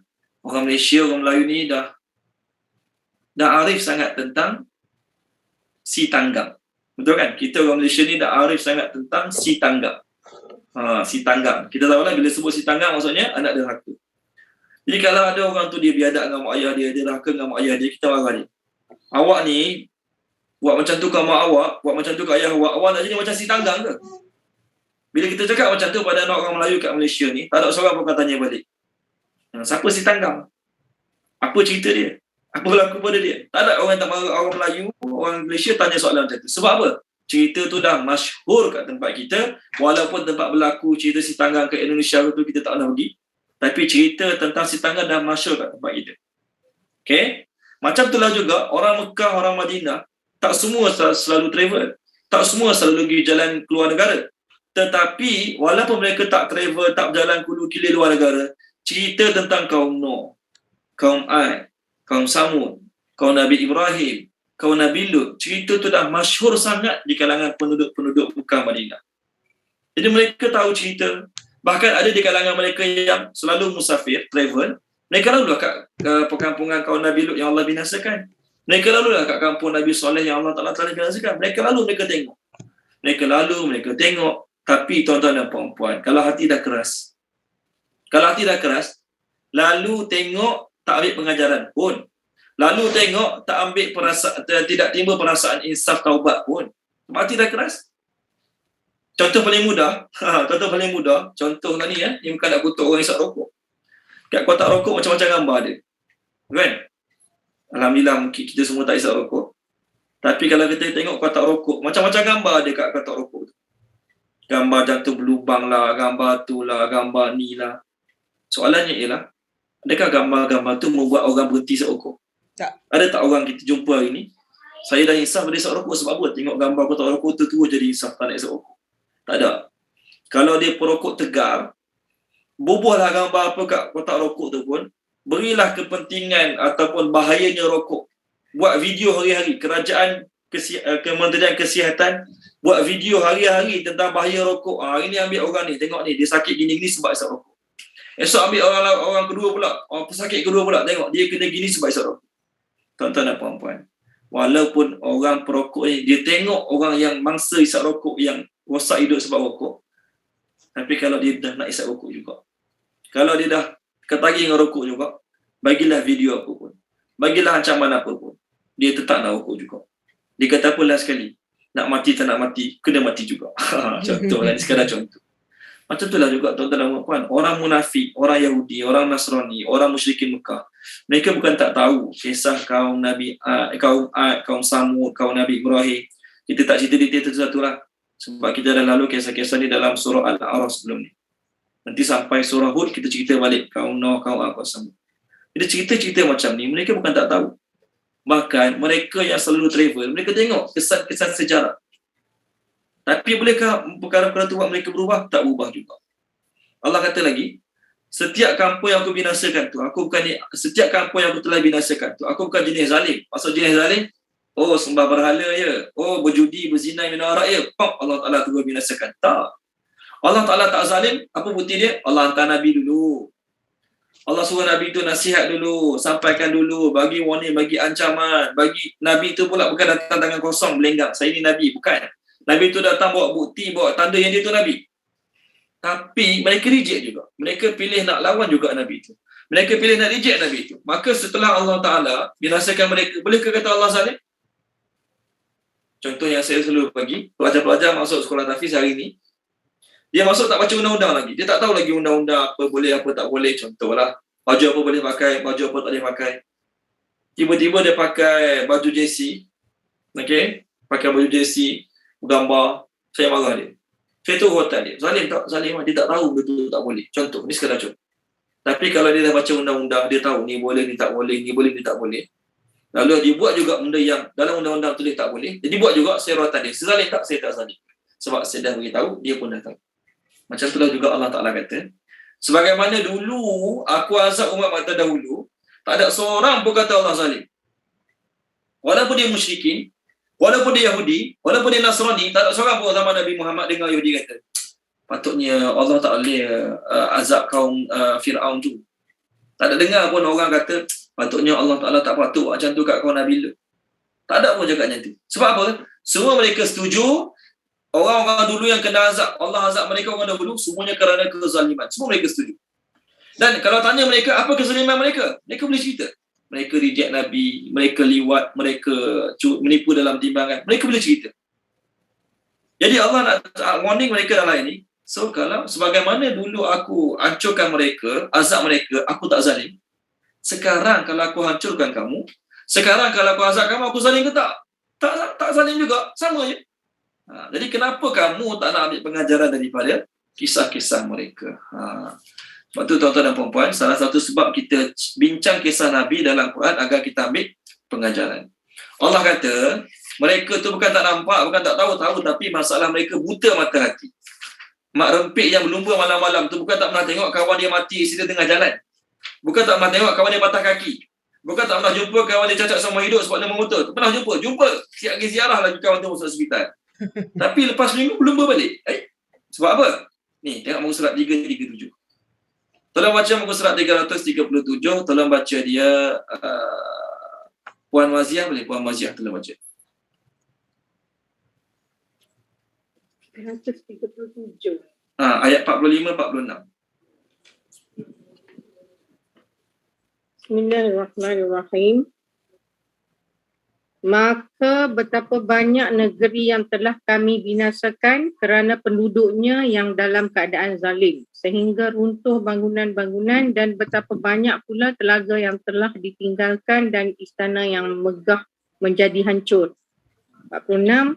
Tidak pernahkah mereka berjalan di bumi sehingga mati akal mereka, sehingga hati atau akal mereka dapat memahami, telinga mereka dapat mendengar. Sebenarnya bukan mata itu yang buta, tetapi yang buta ialah hati yang di dalam dada. Terima kasih Puan. Mereka tak pernah berjalan ke? Pernah lah. Mekah dengan Madain Soleh tak jauh pun. Semasa Nabi SAW on the way nak pergi Tabuk, Nabi lalu kat perkampungan kaum Nabi Soleh. Nabi dengan sahabat-sahabat tengok kesan-kesan perkampungan yang Allah Ta'ala telah binasakan. Tengok. Jadi kalau Nabi dengan sahabat pernah tengok, orang musyrikin Mekah lain tak pernah tengok. Mesti pernah tengok. Mereka pergi berniaga ke Syam, ke Yaman, lalu kot tu. Tapi tengok, tak berubah pun. Sebab apa tak berubah? Sebab bukan buta mata ni, buta mata hati. Bukan buta mata ni, buta mata hati. Sebab tu tuan-tuan dan puan-puan, akhir zaman nanti, Dajjal datang. Kat kepala dia tulis apa? Kafara, kafir. Kafara, kafir. Mudahlah kalau macam kat kepala dia tulis kafir, senang kita tak ikut lah. Betul kan? Kalau Dajjal tu nanti akhir zaman datang, kat kepala dia tulis kafara. Mudahlah bagi orang Islam. Nampak dia Dajjal kafir, tak ikut lah. Apa masalahnya? Tak semudah itu. Orang Islam sekarang tahu ni haram, berdosa, masuk neraka. Dia pergi buat juga. Perbuatan ni wajib kena buat, tak buat berdosa, masuk neraka. Tahu, orang Islam tahu. Pilih tak nak buat juga, tak pelik pun. Pakaian macam ni, Islam tak bagi. Kalau pakai macam ni, Allah Ta'ala murka, nanti mati boleh sebab masuk neraka. Orang Islam tahu tak? Tahu. Pilih juga untuk buat. Jadi sebab tu, tak pelik akhir zaman nanti kalau Dajjal keluar, orang-orang akan ikut Dajjal. Walaupun Ustaz dah cakap banyak kali, Dajjal ni bahaya.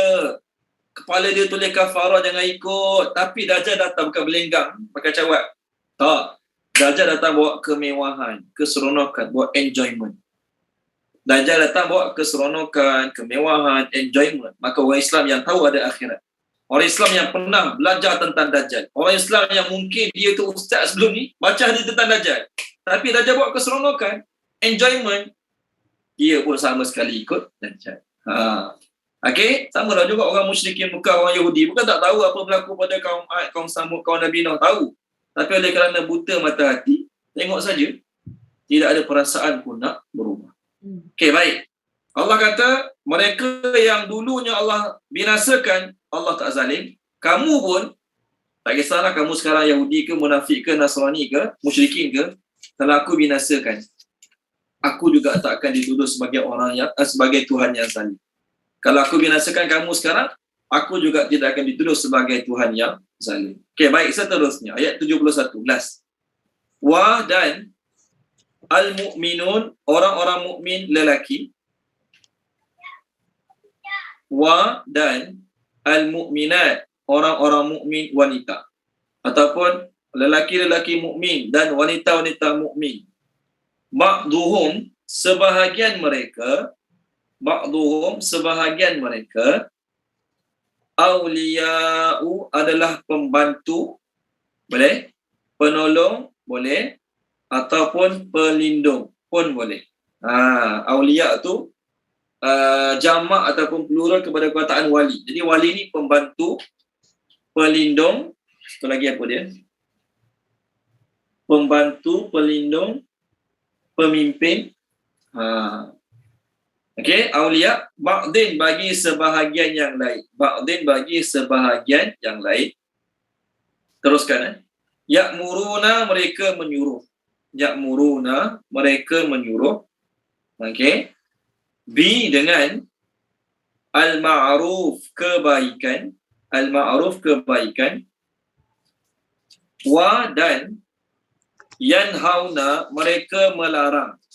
Yanhauna, mereka melarang. Okey, yanhauna, mereka melarang. An daripada al-munkar, kemungkaran. Al-munkar, kemungkaran. Wa dan yuqimuna, mereka mengerjakan. Yuqimuna, mereka mengerjakan, boleh mendirikan, boleh as-salah, solat. Wa dan yu'tuna, mereka menunaikan. Yu'tuna, mereka menunaikan. Okey. Az-zakah, zakat. Az-zakah, zakat. Wa dan yuti'una, mereka mentaati. Yuti'una, mereka mentaati. Allah, Allah. Allah, Allah. Wa dan rasulahu, rasulnya. Rasulahu, rasulnya. Ulaika, mereka itu. Ulaika, mereka itu. Sa, kelak ataupun nanti. Terjemah sa, kelak ataupun nanti. Yarhamuhumullah, merahmati mereka oleh Allah. Yarhamuhumullah, merahmati mereka oleh Allah. Okey. Inna sesungguhnya Allah azizun, maha perkasa. Azizun, maha perkasa. Okey, azizun, maha perkasa. Hakimun, maha bijaksana. Hakimun, maha bijaksana. Okey, baik, terjemahkan dia. Tolong terjemahkan dia. Ammar Faris. Ammar Faris, tolong baca Ammar Faris.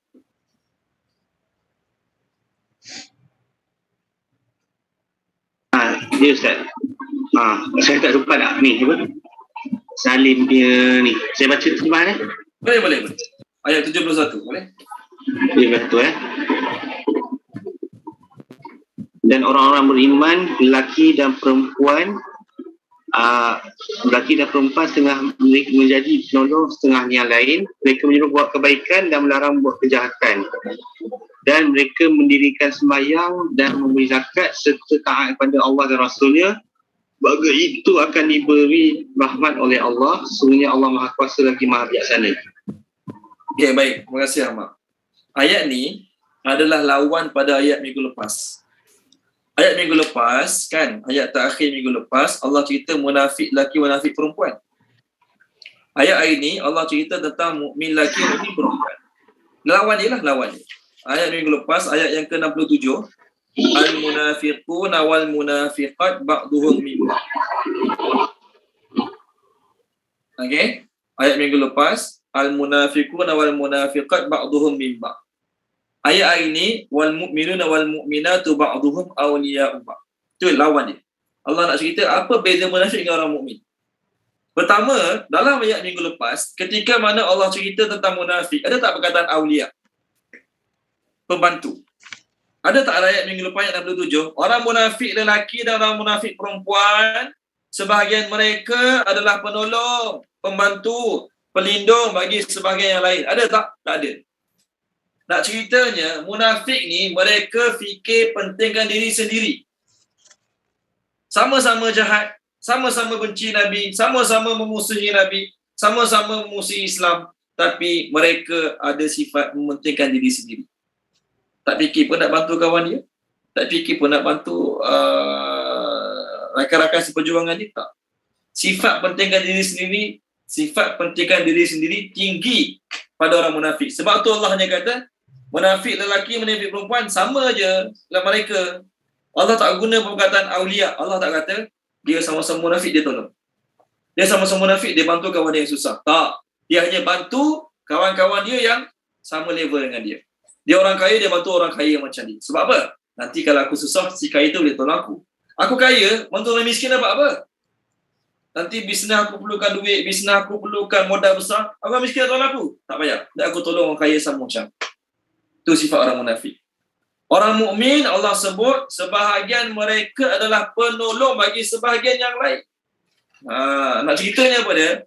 Orang mukmin sama-sama dia kena ada sifat tolong-menolong. Tak boleh ada sifat pentingkan diri sendiri. Maksudnya, janji aku selesai makan, janji aku cukup makan, janji aku cukup pakai, anak aku pergi sekolah dengan baik, balik sekolah dengan baik, duit belanja cukup, selesai. Tak. Orang mukmin tak boleh ada sifat sedemikian. Itu maksud ayat ni. Okey? Allah Ta'ala sebut dalam surah Al-Hujurat, innamal mu'minuna ikhwah. Orang mukmin tu bersaudara. Nantilah kita refer, kita dah lambat. Bila sebut saudara adik-beradik, sebagaimana adik kita susah, kita risau. Sebagaimana adik kita kena buang kerja, kita terasa tak senang duduk. Padahal kena buang kerja adik kita. Contohlah. Macam itulah juga orang mukmin lain. Nabi sebut dalam hadis, Nabi kata, al-mu'minu lil-mu'mini masalul mu'minina fi tawaddihim wa tarahumihim. Okey? Wa ta'atu fihim kama salil jasadil wahid. Orang mukmin ni pada kelembutan mereka, kasih sayang mereka macam satu badan. Macam satu badan. Idza staka minhu udwun tada'a lahu sa'irul jasadi bis-sahri wal humma. Bila satu anggota badan sakit, bila salah satu anggota badan sakit, maka seluruh badan akan demam dan tak boleh tidur malam. Sakit telinga sangat-sangat. Adakah telinga je yang demam atau telinga je tak boleh tidur malam? Tak, seluruh badan mengalami demam, seluruh badan mengalami tak boleh tidur. Itu baru nama satu tubuh badan. Macam itulah juga orang mukmin. Pepatah Melayu kata apa? Pepatah Melayu kata cubit perah kanan, perah kiri terasa, kan? Itu pepatah Melayu. Sama lah macam hadis ni. Orang mukmin dia bersaudara. Walaupun duduk jauh, Palestin duduk kat Rohingya, duduk kat Myanmar, duduk kat China, duduk kat mana-mana saja, orang itu bersaudara. Sebab Allah kata orang mukmin ni, dia kena tolong mukmin yang baik. Jadi kalau orang tu dia jaga semayang, dia puasa, dia salat tahajud, dia tarawih, tapi dia tak fikir pun nak tolong saudara se-Islam dia yang susah, tak kisahlah yang dekat ke yang jauh, maka dia tidak lagi capai tahap mukmin yang sempurna. Kalau orang mukmin tak tolong orang mukmin, siapa nak tolong orang mukmin? Nak harap orang kafir tolong orang mukmin, jangan harap. Nak harap orang kafir bantu orang mukmin, jangan harap. Kalau orang mukmin tak bantu orang mukmin, kalau orang mukmin tak nasihat orang mukmin, siapa nasihat orang mukmin? Takkan orang kafir nak nasihat orang mukmin? Satu hari ada orang-orang Yahudi yang masuk Islam. Orang Yahudi yang masuk Islam jumpa Nabi SAW. Dia kata, ya Rasulullah, bila kami masuk Islam beriman dengan kamu, maka orang-orang kampung kami, orang Yahudi lah kat Madinah ni, mereka memulaukan kami, mereka tak nak bantu kami, mereka tak nak jual beli dengan kami. Jadi kami rasa terpulau, kami rasa tersisip. Dan kalau jadi apa-apa kat kami, memang dia orang takkan tolong kami. Contoh macam ni lah, contoh. Ni sekadar contoh. Orang Shah Alam, orang Kelang boleh faham contoh ni. Nabi dengan sahabat-sahabat duduk kat Shah Alam. Contohlah. Jadi perkampungan Shah Alam ni perkampungan Nabi dengan sahabat-sahabat. Yahudi kampung sebelah, Subang Jaya. Contohlah, sebelah Subang Jaya. Di kat Subang Jaya ni, kita kata penduduk setempat tu orang Yahudi. Bila ada seorang dua dia masuk Islam, mereka ada masalah, nak kena keluar kampung pergi kampung sebelah, baru dapat orang kampung sebelah tolong. Kat kampung mereka sendiri, kat Subang Jaya ni sekadar contoh. Orang-orang jiran yang dia masuk Islam, takkan tolong dia, takkan bantu dia. Maka mereka pun jumpa Nabi, ya Rasulullah, macam mana ni ya Rasulullah? Mereka kadang-kadang tak nak bicara dengan kami. Mereka kadang-kadang pulaukan kami. Mereka kadang-kadang tak nak bantu kami, tak nak jual beli dengan kami. Maka Allah turunkan ayat. Allah turunkan ayat dalam surah Al-Ma'idah. Allah kata apa? Tak apa, dia orang tak nak tolong, tak apa, no problem. Tolong baca Puan Izzahwan ni. Muka surat 117, ayat 55.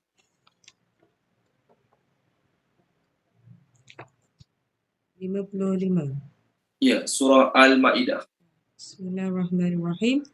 Sesungguhnya pelindung kamu hanyalah Allah dan Rasulnya, serta orang yang beriman, yang mendirikan solat, menunaikan zakat, serta mereka rukuk, khusyuk atau mengerjakan solat sunat. Okey, terima kasih Puan Izzahwan. Jadi Allah Ta'ala turunkan ayat nak beritahu pada Yahudi yang masuk Islam tu, jangan risau, jangan takut, jangan sedih. Kamu dah masuk Islam, kamu nak mengharapkan Yahudi kampung kamu tolong kamu. Kamu dah masuk Islam, kamu nak harapkan Yahudi kampung kamu nak backup kamu, nak lindungi kamu. Jangan harap. Kita masuk ayat ni. Sebab bila kamu dah masuk Islam, yakinlah penolong kamu Allah, Rasul dan orang-orang beriman yang macam kamu juga, tapi syaratnya orang beriman tu yang jaga semayang, yang bayar zakat. Bukan jenis nama je Islam. Nama je Islam tapi semayang tak, bak zakat pun tak berlebih kurang, tak bayar zakat. Kamu nak harap dia tolong kamu, jangan harap.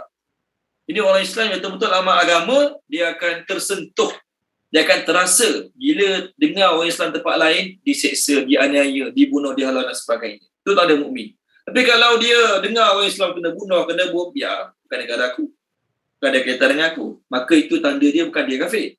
Dia belum capai tahap iman yang sempurna lagi. Jadi sifat orang mukmin mestilah kena tolong orang mukmin. Dari sudut apa? Semua sudut. Keuangan, makanan, kesihatan, kena ambil tahu. Tak boleh kita, aku, dia.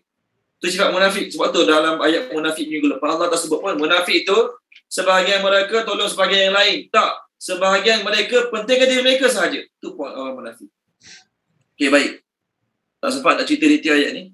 Tapi dalam banyak-banyak pertolongan daripada mukmin pada mukmin yang lain, pertolongan apa paling tinggi? Jiran kita tak ada duit, kita bagi duit. Bagus tak bagus? Bagus. Dapat pahala tak? Dapat pahala. Jiran kita sakit, tak ada duit nak beli ubat, kita tolong belikan ubat bagi kat jiran kita. Bagus ke tak bagus? Bagus. Dapat pahala tak? Dapat pahala. Tak rugi pun. Tapi pertolongan paling tinggi, pertolongan paling berharga, pertolongan paling bernilai daripada seorang mukmin pada seorang mukmin yang lain ialah amar ma'ruf nahi munkar. Ajak dia buat baik, cegah dia, tegur dia daripada buat benda yang salah. Itulah pertolongan paling bernilai. Contoh yang terbaik, jiran kita kanan miskin. Jiran kita kanan miskin. Kejap duit ada, kadang duit tak ada. Niaga. Allah Alam, niaga pun tak kisah. Jadi niaga ni kadang-kadang ada untung, kadang-kadang ada rugi, kadang-kadang tak ada sale langsung. Niaga mikari, contoh niaga mikari. Nak tengok hari yang dia nak niaga tu hujan lebat. Mikari dah prepare pada pagi. Sampai Zuhur, buka-buka gerai, hujan lebat sampai malam. Apa jadi mikari? Tak ada orang nak beli. Contohlah. Jadi jiran kita ada masalah kewangan. Dalam masalah kewangan, suami isteri kena buang kerja, anak sakit tak sihat, anak semua sekolah lagi. Kesian tak? Kesian lah. Perlu tolong tak? Perlu tolong. Bagi sumbangan duit ke, pakaian ke, makanan ke, ubat-ubatan ke, perlu tolong. Perlu tolong. Kalau tak tolong, semua jiran tak tolong, satu kampung, satu kawasan taman semua berdosa. Okey? Jiran belah kanan. Jiran belah kiri, keuangan tak ada masalah. Laki bini kerja. Anak-anak walaupun sekolah tapi semua laki bini boleh tanggung. Suami isteri boleh tanggung. Duit cukup. Jiran belah kiri ni. Tapi tak semayang. Poknya tak semayang, moknya tak semayang. Anak-anaknya yang dah besar pun semua tak semayang. Hari Jumaat pun semua tak pergi semayang. Contohlah. Kita pun memang tahu dia tak semayang. Contoh. Tapi duniawi dia tak ada masalah. Duit, tempat tinggal, kenderaan, tak ada masalah lah. Kaya lah senang cerita. Jadi tuan-tuan dan puan-puan, antara jiran kanan dengan jiran kiri, mana lagi memerlukan pertolongan? Itu soalan dia.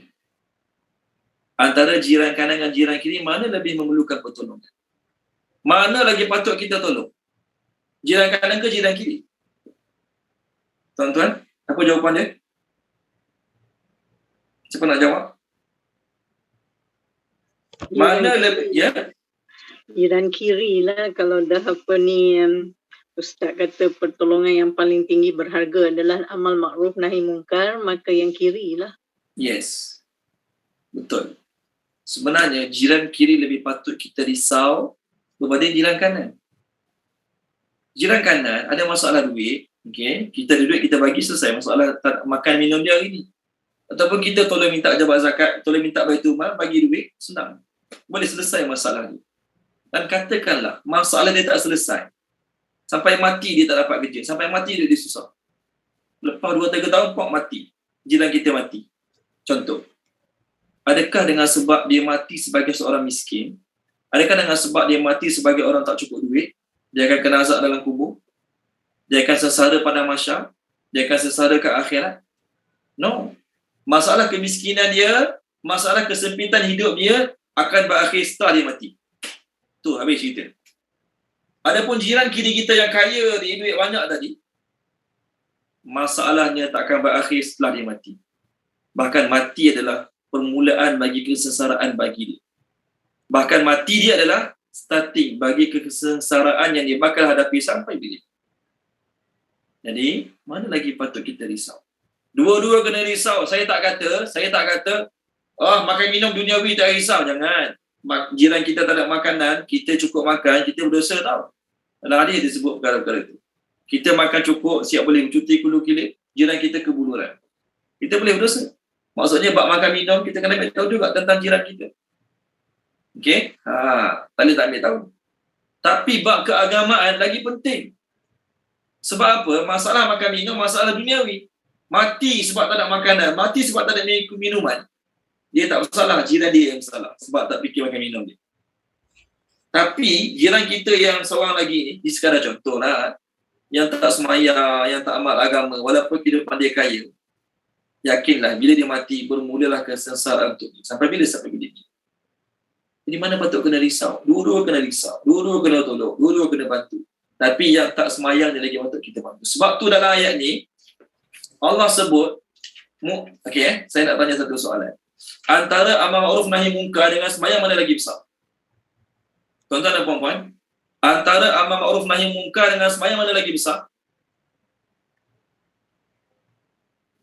Semayang. Semayang. Puan Zaradia kata semayang. Betul. Tapi kenapa dalam ayat ni Allah mulakan amal ma'ruf dulu dengan nahi mungkar baru semayang? Antara solat dengan solat hukumnya apa dia? Wajib fardu ain. Okey? Itu perbincangan dia. Amal ma'ruf nahi mungkar wajib ke tak? Wajib. Tapi bukan pada semua orang. Bukan fardu ain, hanya fardu kifayah.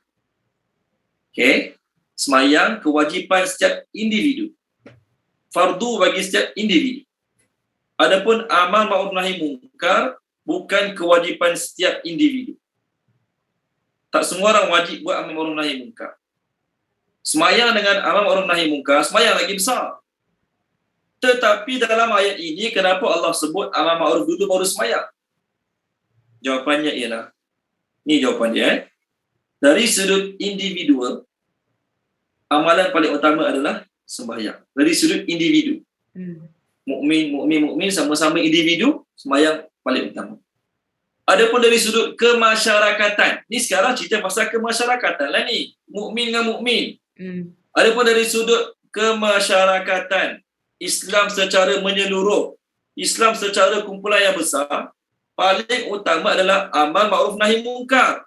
Dari sudut kumpulan, bukan individu. Dari sudut individu, ya. Dari sudut individu, sembahyang nombor satu. Adapun dari sudut berjemaah, dari sudut kumpulan yang besar, amal paling besar adalah amal ma'ruf nahi mungkar. Sebab kalau dalam kumpulan yang besar tadi, semua orang fikir sembahyang dia saja, tidak ada orang fikir tentang sembahyang orang lain, maka orang yang sembahyang tadi jumlah dia akan berkurangan. Nanti katakanlah 100 orang, penduduk kampung 100 orang, yang jaga sembahyang 50 orang. Dan 50 orang ni fikir tentang dia je. Contoh, ni sekadar contoh. Bila mati 50 orang ni, tak ada orang jaga sembahyang. Okey? Walaupun sembahyang tu nombor satu, tapi dalam bab kemasyarakatan, katakanlah 50 orang ni fikir, macam mana nak ajak orang yang jaga sembahyang juga. Bila mereka ajak, nanti walaupun mereka dah mati, insya-Allah masih ada lagi orang yang akan terus jaga sembahyang. Sebab tu, kalau ditanya soalan, kenapa dalam ayat ini amar ma'ruf nahi mungkar lebih didahulukan berbanding solat? Jawapannya ialah solat adalah perkara nombor satu bagi individu. Manakala amar ma'ruf nahi mungkar adalah perkara nombor satu bagi umat yang tinggal secara berjemaah. Itu jawapan dia. Okey, minggu depan kita bincang, masa dah habis, minggu depan kita bincang tentang amar ma'ruf nahi mungkar. Fardu ain ke fardu kifayah? Jawapan dia, ya, fardu kifayah tadilah kita dah bincang. Saya dah beritahu. Kita akan cari dalil-dalil ayat-ayat yang menunjukkan amar ma'ruf nahi mungkar tu bukan fardu ain. Okey, itu satu. Yang kedua, ingatkan saya minggu depan kita bincang apa makna kifayah. Kifayah maksudnya cukup. Bila tahap cukup? Bila lah tahap yang dianggap sebagai cukup? Contoh, ni sekadar contoh. Hukum mandikan jenazah, kafankan, semayangkan, kebumikan adalah fardu kifayah. Betul? Ada jiran kita mati, kawasan kampung, taman kita, jiran mati, kita tak pergi. Tak apa ke? Tak apa. Kalau ada orang lain dah selesaikan jenazah ni, tak apa, kita tak berdosa. Tapi kalau semua orang abaikan, semua orang tak nak fikir pasal jenazah tu, kita semua berdosa. Maknanya solat jenazah, mandi jenazah, kafankan, kebumikan fardu kifayah. Maksudnya cukup. Kita tak pergi pun tak apa. Ada 10 orang settlekan jenazah tu, kita dah terlepas daripada tuntutan fardu kifayah. Tapi dalam kampung kita yang mati 20 orang. Yang mati 20 orang. Kampung kita ada 100 orang. Yang mati 20 orang. Yang nak handle jenazah 20 orang tu 5 orang. Cukup ke tak cukup? Tak cukup. Kan ustaz kata fardu kifayah, seorang buat lain tak payah. Jadi 5 orang dah buat. Kita tak payah buat lah. Cukuplah 5 orang tu ganti wakil kita untuk buat. Ya, memang 5 orang tu boleh bebaskan, selamatkan kita daripada kewajipan urus jenazah. Tapi soalan sekarang, 5 orang nak cover 20 orang cukup ke? Walaupun namanya fardu kifayah, tetapi masih lagi tidak kifayah. Maksud kifayah tu cukup memadai. Masih lagi tidak memadai. Dalam kampung kita, contohlah ni, taman perumahan kita yang tak sembahyang 100 orang. Tapi yang tukang ajak pergi sembahyang seorang. Cukup ke? Nak cover tu cukup ke? Jadi kita akan bincang fardu kifayah, seorang buat lain tak payah. Tapi adakah seorang membadai untuk melepaskan orang lain daripada tuntutan fardu kifayah? Okey, sorry ambil masa lebih sikit. Minggu depan kita sambung. Kita ulang balik ayat ni minggu depan mengenai ciri-ciri amar ma'ruf nahi munkar. Apa yang baik pada Allah Subhanahu Wa Taala, tak baik daripada kekurangan kelemahan saya. Minta maaf pada tuan-tuan, minta maaf kepada Allah Subhanahu Wa Taala. Bismillahirrahmanirrahim. Subhanallah bihamdihi, subhanakallahumma bihamdika, asyhadu an la ilaha illa anta, astaghfiruka wa atubu ilaik. Allahumma zayyinna bi zinatil Qur'an wa akrimna bi karamatil Qur'an wa syarifna bi syarafatil Qur'an wa adkhilna al-jannata bi syafaatil Qur'an. Ya dzal fadli wal ihsan. Allahumma inna nas'aluka ilman nafi'an wa rizqan wasi'an wa rizqan mubarakan wa amalan mutaqabbala. Allahumma anfa'na bima 'allamtana wa 'allimna ma yanfa'una wa zidna ilma walhamdulillahi rabbil alamin. Okey, terima kasih semua. Jumpa lagi minggu depan. Assalamualaikum warahmatullahi wabarakatuh. Waalaikumsalam. Terima kasih Ustaz. Sama-sama. Terima kasih Ustaz. Sama-sama.